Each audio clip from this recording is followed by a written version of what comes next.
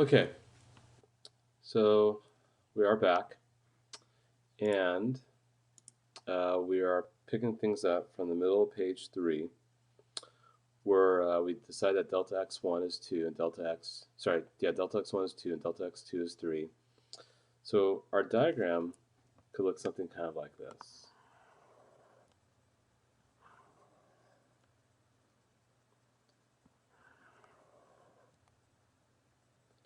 Where if this is x0, x1, and actually I probably should use dashed lines here, might be better.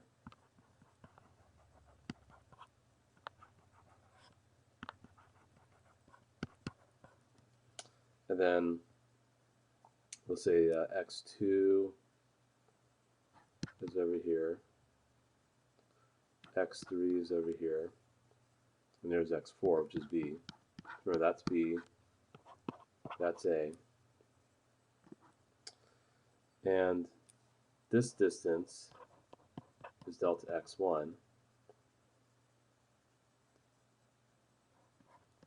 That distance is delta x2. That distance is delta x3. And of course, this distance is delta x4. And then if I define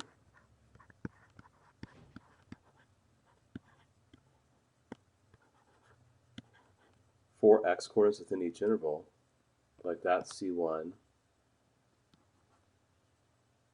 C2 could be somewhere in between x1 and x2, C3 could be right there, and C4 could be somewhere between x3 and x4. The way a Riemann sum would work would basically be I take my y value, so that's C1 comma f of C1, or for this next region, say C2 is, I don't know, 5.5, and I draw a rectangle like that, that'd be C2 comma f of C2, and so forth. My matching y values would be f of C1, f of C2, etc. Or my Riemann sum could be expressed like this. Delta x1 times f of c1, so basically the width of the first interval times the y value for the rectangle within the first interval, plus delta x2 times f of c2. That would be the width of the second rectangle times the y value for the second rectangle, plus delta x3 times f of c3, plus delta x4 times f of c4, where all of our delta x's could be different. And the way we find f of c1, f of c2, f of c3, f of c4 really could vary, because we could define c1 is definitely in between x0 and x1, or it could equal them. That's also a possibility. So the addition of all these areas would be our Riemann sum. Or we can express more compactly using sigma notation, where let's say I use k as my index of summation, delta x k, k being a subscript, times f of ck. Or more generally, if we want to have n subintervals, we don't know how many subintervals we have, n f of ck times delta xk. And what we assume is that ultimately, if we want our y subinterval to be approaching 0,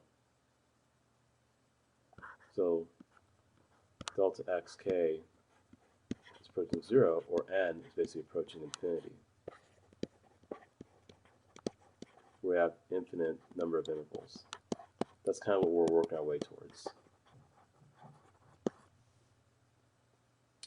We also are interested in a new vocabulary called norm. The norm of P is the width of the y subinterval of the partition P. We write it as this over here. So for y subintervals approaching 0, then we work our way towards something that we call the definite integral. where if c sub k is some x value in between your subinterval, and for some partition between a and b, then as our subinterval is approaching 0, or the widest subinterval is approaching 0, and we do our summation, our Riemann sum here, for our delta xk times fck, there's going to be some number that will equal. So basically this is going to be the area of all rectangles for our region, which actually gives rise to the definite integral of f over a to b. It's kind of weird with all the notations, so we'll have to kind of talk about this when we meet again in class. But essentially what we're working our way towards is making all these different partitions. They could be as wide or as narrow as we want, but assuming that the widest subinterval is approaching 0, the width of that is approaching 0, meaning that we're basically going to be adding an infinite number of rectangles or intervals. We work our way towards something called a definite integral. I'm going to somewhat gloss over this because it probably makes more sense that I explain this in person, but I'll read it out loud here. If you look at the conditions we set for the function f when we constructed Riemann sums, you'll see we didn't restrict it much. We just said it had to be defined over a to b. We didn't even say it had to be continuous. Okay. So it turns out all continuous functions are integral, meaning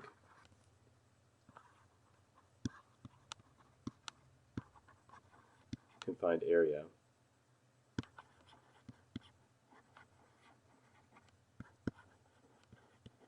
between the curve and the x-axis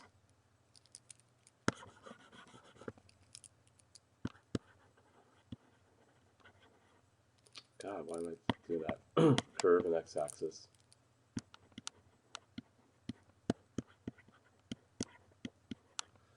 And this theorem enables us to come up with another definition for the definite integral of a continuous function, which is right here. So let f be continuous on your interval from a to b. Let a to b partition into two subintervals. Delta x is the difference in your interval divided by n. The definite integral of f over that will simply be all this. So it's kind of a limiting case. And this is an n approaching infinity. That means an infinite number of rectangles.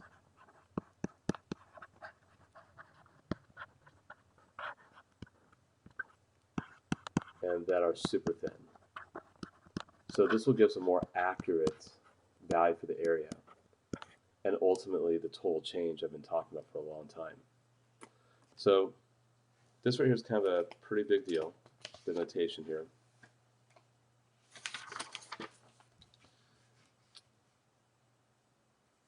And give me 1 second.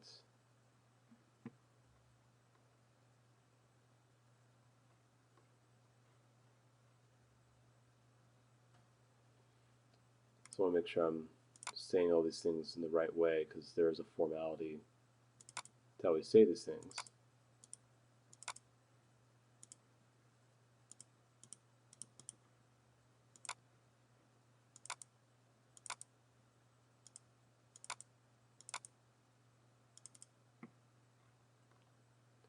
So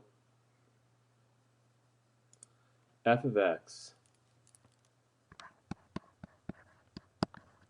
is called the integrand, and a and b are the limits of integration. Just want to make sure I'm very formal with the words I'm using here. And this is something we're going to do a lot of this semester, integration, which is kind of like the antiderivative.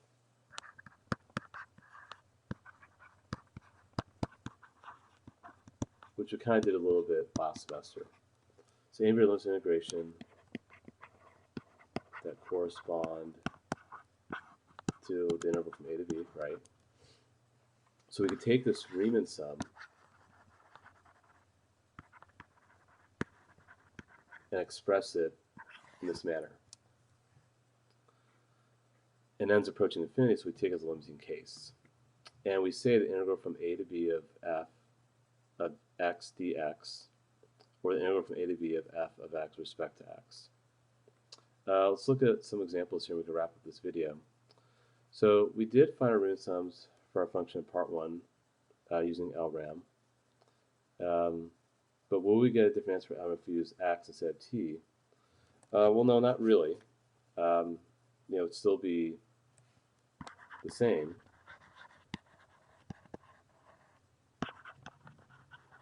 So basically, x and t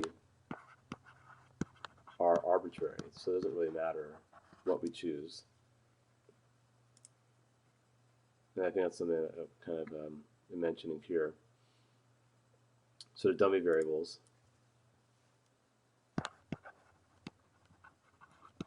So whether you're using time or x doesn't really matter. The bottom line is we're just looking for the area, so you still get the same Riemann sum.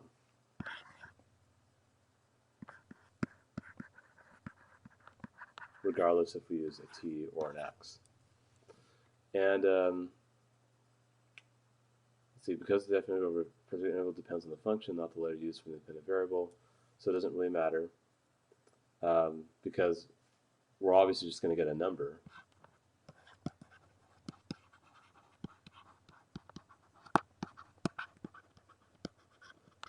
Which again is the area of all rectangles that we define in our region. And we're just going to simply practice writing this notation for the next 4 examples, and I'll end the video. And then we'll kind of recap this next time.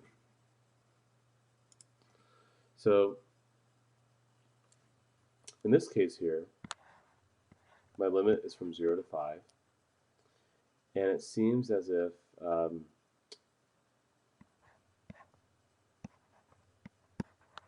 cubing every input value.